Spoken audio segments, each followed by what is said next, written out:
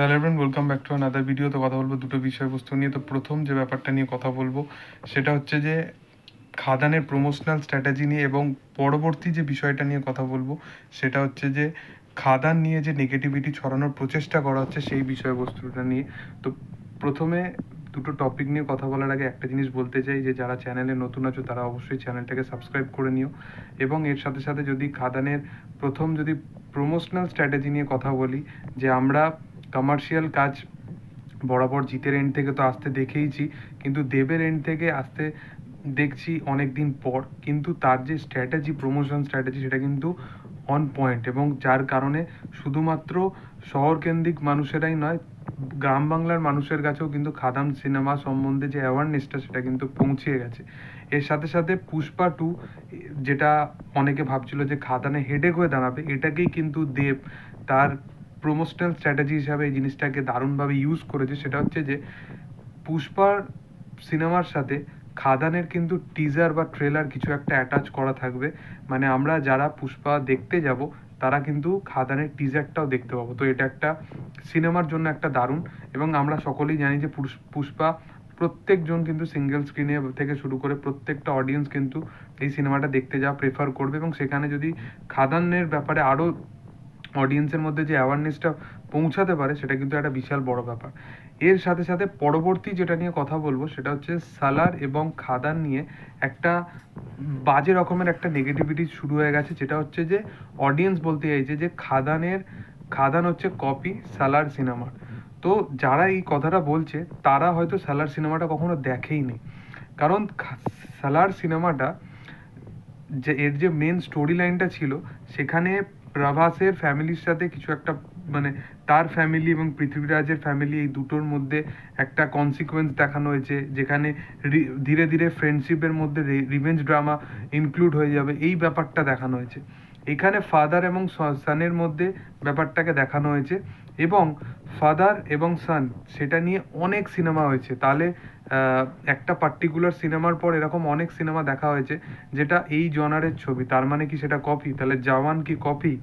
বা রিসেন্ট টাইমে দেবরা এলো, দেবরা তো এই ফাদার সানের যে ব্যাপারটা, এটা তো মানে চলতেই থাকছে এই জিনিসটা হলো। বা দুটো টাইম লাইনের ওপর বেস্ট করে ছবি কাঙ্গুবা, পর পর রিপিটেটিভভাবে সাউথ থেকে এরকম ছবি আসতেই থাকছে। তো এই জিনিসটা কি তাহলে কপি হয়ে গেল? কমার্শিয়াল কাজেতে প্রথম কথা, সবসময় অডিয়েন্সের এই জিনিসটা মাথায় ঢুকিয়ে নেওয়া উচিত, সেখানে কিন্তু স্টোরির থেকে বা স্টোরি লাইন ইম্প্যাক্টফুল হওয়া উচিত। তার থেকে বেশি যেটা দরকার থাকে সেটা হচ্ছে প্রেজেন্টেশন। তুমি অ্যাটলিস্ট সিনেমাগুলো দেখে নাও, অ্যাটলিস্ট সিনেমাতে তার মেন যে সিনেমার যে কোর থাকে সেটা হচ্ছে তার স্টোরি টেলিং বা তার প্রেজেন্টেশন, সেটা কিন্তু সবচেয়ে আলাদা হয়। আজকে জওয়ানের যে কাহিনী ছিল সেটা কি কি আলাদা রকম ছিল? কিছুই নয়। প্লাস বিগেল বলে ছবিটা দেখে নাও, যেখানে থালাপাতি বিজয়ের ছিল। থেরি বলে ছবিটা দেখে নাও। তো এই যে কাহিনীগুলোকে সে প্রেজেন্ট করেছে, পাস্ট অ্যান্ড প্রেজেন্ট এই দুটো টাইম লাইনকে দেখিয়েছে, ফাদার সানের ব্যাপারটা জওয়ানে দেখিয়েছে, প্লাস এর সাথে সাথে সে মাসেসকে টাচ করার জন্য, যে সমস্ত মাস অডিয়েন্সকে টাচ করার জন্য কৃষকদের নিয়ে কথা বলেছে, হসপিটালে যেগুলো প্রবলেম হয় সেই জিনিস নিয়ে কথা বলেছে। তো প্রেজেন্টেশন এবং স্টোরি টেলিং এই দুটো এত সুন্দরভাবে করে সে, সেই কারণে সে সেই মাস অডিয়েন্সকে এত দারুণভাবে টাচ করতে পারে। লোকেশের ক্ষেত্রেও তাই। তো এই জিনিসগুলো না, যখন সাউথের ক্ষেত্রে আমরা একটা সিম্পল জিনিসকেও এত সুন্দর বিয়ন্ড লেভেলে যখন প্রেজেন্টেশন দেখি, তখন আমাদের মধ্যে ওই বায়াসনেস ব্যাপারটা আসে না। কিন্তু এটা যেহেতু বাংলা সিনেমা এতদিন এরম সিনেমা আসেনি, সেহেতু এটা একটুখানি অ্যানিম্যালের কপি লাগছে, একটুখানি খাদান কেজিএফ এর কপি লাগছে, একটুখানি সালারের কপি লাগছে। তো এই সমস্ত কথা বলার লোক কিছু কিছু মানুষ থাকে, যাদের মানে কি বলবো, নিজেদের ঘরের খাবারই খারাপ লাগে। তো এই হচ্ছে ব্যাপার। আমার মনে হয় যে প্রত্যেকটা যারা সিনেমা লাভার হবে তারা ভাষা যাই হোক না কেন, তারা সিনেমার ভালো হোক সেই জিনিসটা সবসময় চাইবে।